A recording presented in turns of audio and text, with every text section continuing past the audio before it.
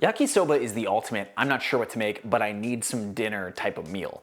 It takes any manner of vegetables and proteins that you have and tosses it with a really, really delicious noodle saucy component. It's perfect for a weeknight because it takes less than 30 minutes to make. Here's how to make it. I like my yakisoba with a good amount of veggies in it, so we can start there for our prep. I usually use this as a fridge clean out type of meal, so these can really be up to you. I'll start by thinly slicing a yellow onion. I'll also thinly slice a few mushrooms because I think those work really well here. I've got some shiitake that are pretty tasty. I'll just wipe them clean, pull off the stems, and then slice them thin. Keep in mind that these are gonna shrink a good amount, so don't slice them too thin. Keep them like a little bit thicker.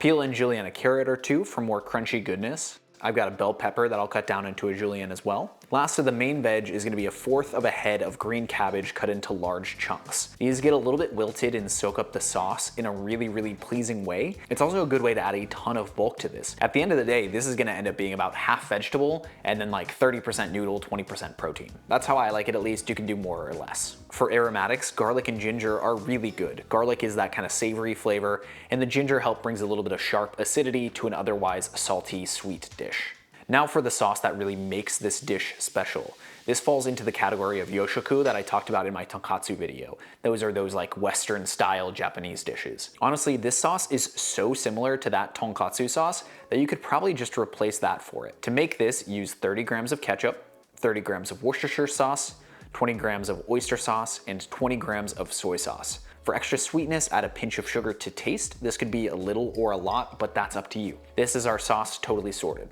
Now for noodles. Although yakisoba has soba in the name, standard soba is a buckwheat noodle, which doesn't work for this. Chuka soba is the way to go here. I also think angel hair would work here, but I need to test that yet, so I'll keep you guys updated. Protein is pretty much up to you, but I like chicken thigh for this. Pork belly is classic, but I always have some thigh on hand, so it's really, really nice. Something like 300 to 400 grams of protein is right, somewhere close to a pound. Thinly slice it so that the pieces cook quickly and can intermingle with the noodles. And that's pretty much all of our prep done. For the first stage of the cook, we need to pre-cook the noodles. These need about 90 seconds in boiling water, so they're just cooked, but nowhere near mushy. I don't like my yakisoba with soft noodles. I want them to be a little al dente. Once cooked, run them under cold water so they're totally cooled, and then toss them in a little oil. This keeps them from sticking while we cook everything else. The yaki part of yakisoba is grilled, which is an important flavor to hit here. That kind of deep, rich smokiness is gonna be achieved by using a really hot cast iron. Admittedly, the pan itself is a little small, but it feels weird to make this in a Dutch oven. I could use my wok, but the cast iron just holds on to heat a lot better and you get more of those dark bits. Get this hot over medium high, and then in a splash of oil in the chicken thigh. Season this with salt now, as this is gonna start browning pretty much right away. Once that's nice and browned and cooked, we can remove those from the pan and then add in your onions, your mushrooms, and your carrots. These all need the most amount of time and therefore can sit in the pan longest. You're gonna wanna season this with salt as well. Pretty much every step of this process, we're gonna season it with salt. Although our sauce is salty, we wanna make sure that every component is seasoned. The good thing about these veggies going first is they can all pretty much sit in the heat as long as they need. There's really no timer to this section, so we can take our time making sure that the onions are cooked, the mushrooms have browned nicely and released all their water, and the carrots aren't gonna be like that hard, raw, uncooked carrot. Once these are cooked to your liking, you should see the onions are nice and softened and browned, the mushrooms should be taking on some color, and the carrots are easy to pierce with a fork. You can add in your peppers and then the garlic and ginger. I don't like to add the garlic and ginger any time before this because it's gonna burn in the heat of the pan. Again, this is over medium high still, so be sure to give that a mix and make sure that your peppers begin to cook.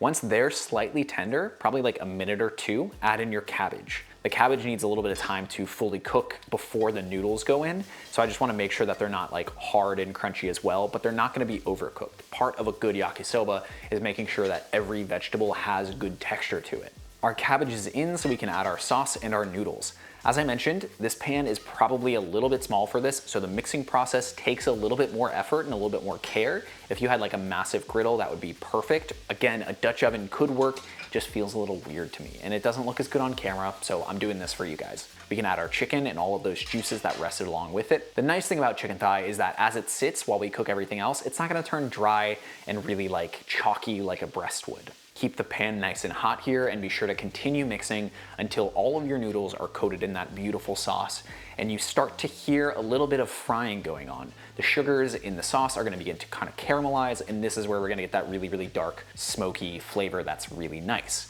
Make sure that everything is in that pan intermingling. All your veggies are perfectly cooked, all the noodles are perfectly covered in the sauce, and it's seasoned correctly. You're gonna wanna adjust this with salt and sugar to your taste.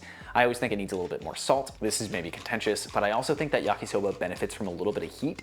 So if you had like a chili oil, you could totally add some of that. Don't tell anybody that, just do it and thank me later. Okay, so feel free to plate this up however you like. You could use bowls, plates, or you could do what I prefer to do, which is just eat it straight out of the pan. The cast iron holds on to heat really well, so everything stays nice and hot, and you don't end up with like dry, sauceless noodles. As I mentioned, this is sort of your ideal fridge clean out meal. Pretty much on any given week, we have everything we need to make this. We've got the ketchup around, we've got the soy, the oyster sauce, the worcestershire, that's always in our fridge kept. We can just stock up on noodles, and then everything that we have lying around, be it carrots or cabbage, can just go into this really delicious fried noodle dish. It is perfect for when you have no idea what you're gonna eat for dinner, but you've got 30 minutes to figure it out. Massive shout out to the amazing people supporting me directly on Patreon via patreon.com/CameronMarty. They get some cool benefits for supporting the channel, and I get to keep making videos like this.